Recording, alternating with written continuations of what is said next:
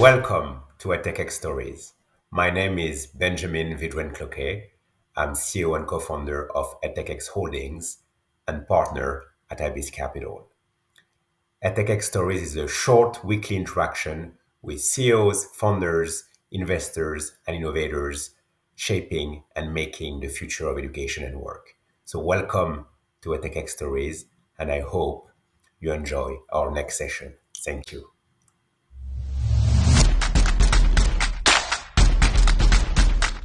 Hi, my name is Chris Eigeland, and I was born in 1990 in Brisbane, Australia. I currently live in Brisbane, Australia, but have lived in a variety of different places: Hong Kong, the US, South Africa, throughout my sort of personal and professional history. I'm the co-founder and chief operating officer of GoOne, and I'm here today and excited to talk about why sometimes lifelong learning is actually really difficult when content is all around us, everywhere, every day. Chris, welcome to EdTechX Stories. Before we talk about GoOne, let me start with a personal question. How did you end up in that position? Is there a defining moment in your life, a defining someone that inspired you to create and lead an education technology business? Yeah, absolutely. Great question. And in a bit of a roundabout way, actually. So my background is actually not in formal education sort of training or study. I actually was a theme park designer and then decided to change and study law. And then by a very sort of roundabout way, ended up in Haiti after the earthquake in 2011, working for a couple of different UN agencies. That was when I was still at law school, and became really interested there because I was part of an organization that was helping to sort of rebuild physical supply chains for training materials for teachers and students in sort of remote areas that had been hit by the earthquake and where infrastructure had been destroyed. And through that process, became really interested with the challenges in the education space, how in terms of physical training, but also the opportunity in terms of the systems and processes that I think are now available to people all around the world as a result of the sort of the changing education landscape. So did not expect to be here, 7 years later at GoOne. Had a very different career path in mind, but became incredibly interested in the sector through that experience. Oh, that's a great story. So you started by doing good and now doing well. Why GoOne? I know it started in a garage in Australia, not in Silicon Valley. Can you describe the journey so far, and what makes the platform unique, and why the name GoOne, by the way? I'll happily share all of that. So this origins has to do with the four co-founders, and we're very different experience bases. I just sort of articulated mine, but Vu is a medical doctor, Andrew is an economist, and he actually has formal training and master's in education, and the other Chris is a sort of technologist, and he's our CTO. And we came from very different backgrounds, but had very frustrating experiences in our professional education journey. Vu completing training in multiple hospitals and not transferring across. Me looking at the accessibility piece of training where it's needed most. Andrew thinking about the actual opportunity from a market dynamics perspective. And so we decided that we were really interested in the professional education space due to a number of different shifting dynamics. Digitization, the discovery problem. It's really hard for people to work out what they want to do. And so we decided to try and solve the problem in a sort of aggregation style, in a marketplace. How do you become the best provider and the best trusted partner to match a piece of training to someone when they need it most, and so what they need most, irrelevant of who sort of creates the training. So that's sort of the origin of it. It's we really believe that lifelong learning is a sort of a complicated journey. Figuring out what you need to do at any stage is actually quite difficult, and then finding it is also really hard. And so how do we facilitate that process in a model that makes it incredibly simple for a business or an individual to find sort of what they need at any point in time? If I'm an organization focused on lifelong learning, do I start thinking about upskilling or reskilling? I mean, what's the difference between the two, and how can they positively impact an organization? Yeah, so we find the spectrum of learning covers many things. There's obviously the compliance piece. I'm an organization and I need to make sure that my staff are trained in these particular topics for their safety or for the organization's compliance. And then as you move sort of down the spectrum, you get to sort of professional learning, regulated training, and then you also move into the upskilling and reskilling piece, which you were describing. We think both are related, but quite different, and both are becoming incredibly important. Although reskilling, in the current environment and the pace of change, we are more and more focusing on the reskilling piece as well. So the difference between upskilling and reskilling being upskilling, I might be average at sort of Excel or my knowledge of gap accounting or something like that, and I'd like to progress through a specific learning journey to become more sophisticated in my understanding. And reskilling, being I might be from a completely different industry. In my case, as in theme park design, going into law, a very different skill set in a very different industry, in a very different role. And how do you transform and find the transferable skills in that journey to make it as sort of seamless as possible for someone? Mm-hmm. And how do you make the digital experience better than the physical one when it comes to training or lifelong learning?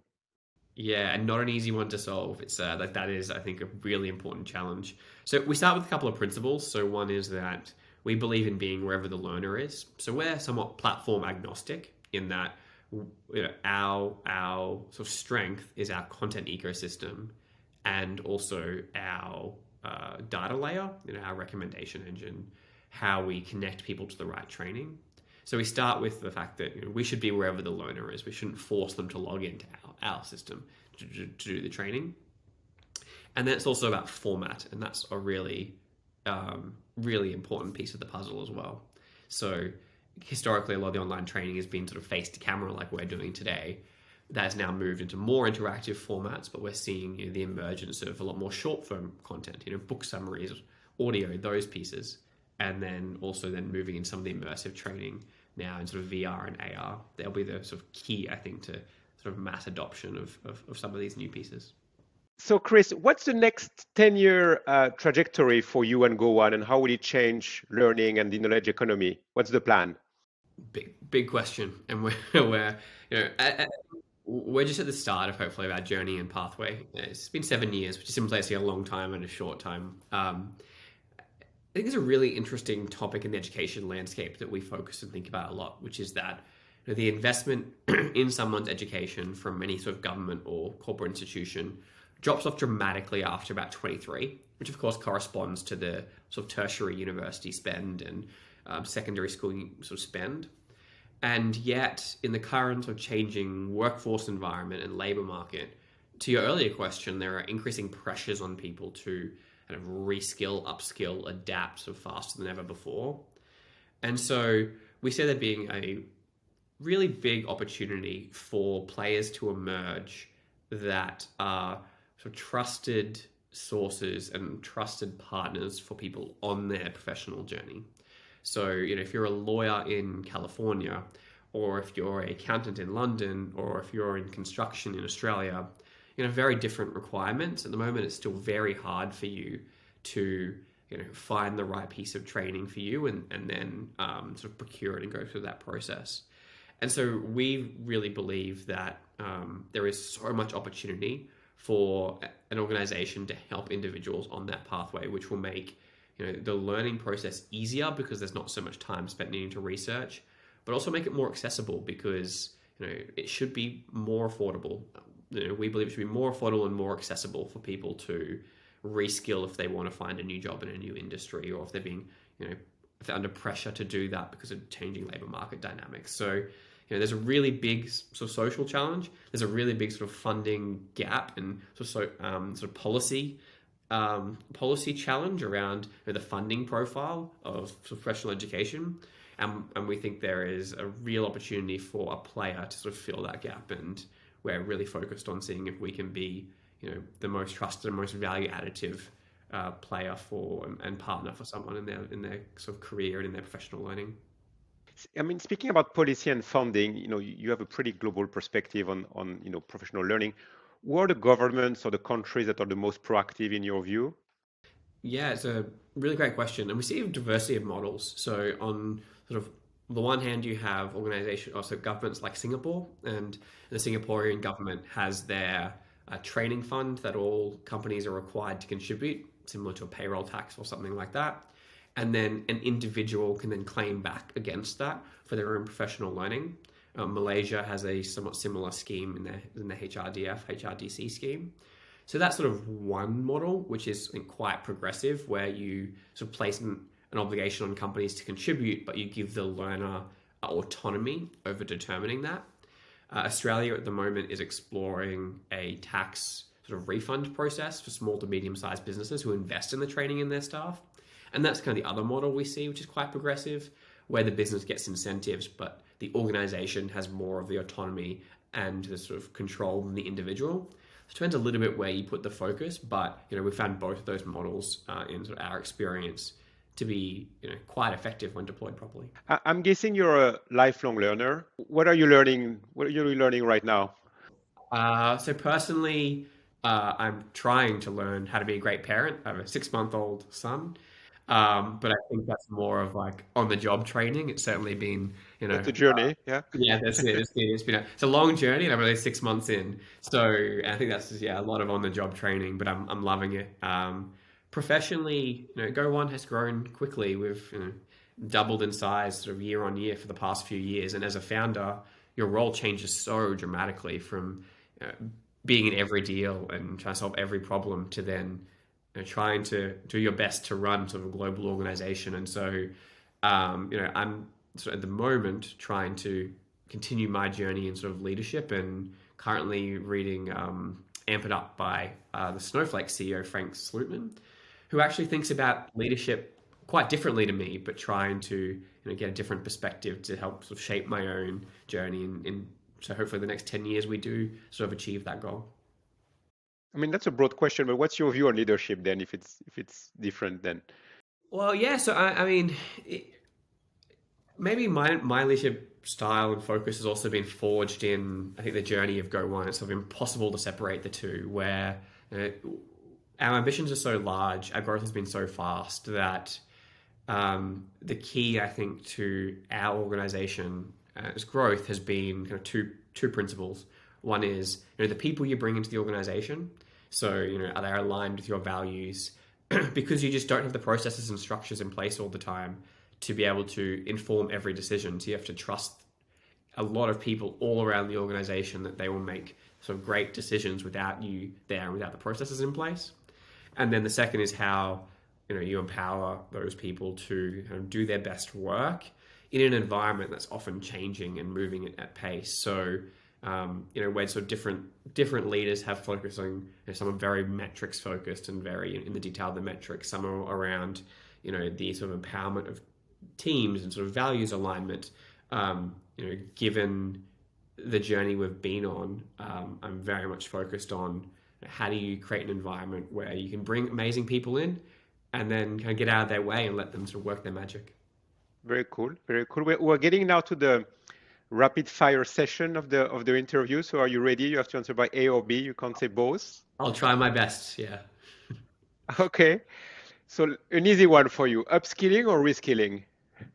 I can't say both. So I think reskilling is going to be increasingly important in the current environment. Okay.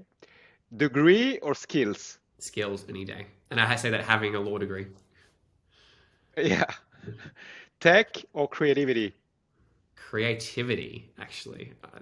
I believe that is key to sort of the learning journey that we're all on, and helping people actually love learning, not just tolerate it. Remote work or every day in the office? Remote work, definitely. Yeah, I think it opens up a whole new sort of section of possibilities for our sort of how we engage with each other and how we learn as well. Mm-hmm. State school or private school? So we're very lucky in Australia. I'm going to go state school. Our state school system in Australia is exceptional. I went to state schools and it was fantastic. So I'm going to go state school and invest in the infrastructure of our sort of society. Okay. Profit or impact? Oh, impact any day. Yeah. Okay. Learners or shareholders? Learners. Yeah, that's an easy one. Yeah. Well, it's an easy one. You have to think about it. Yeah.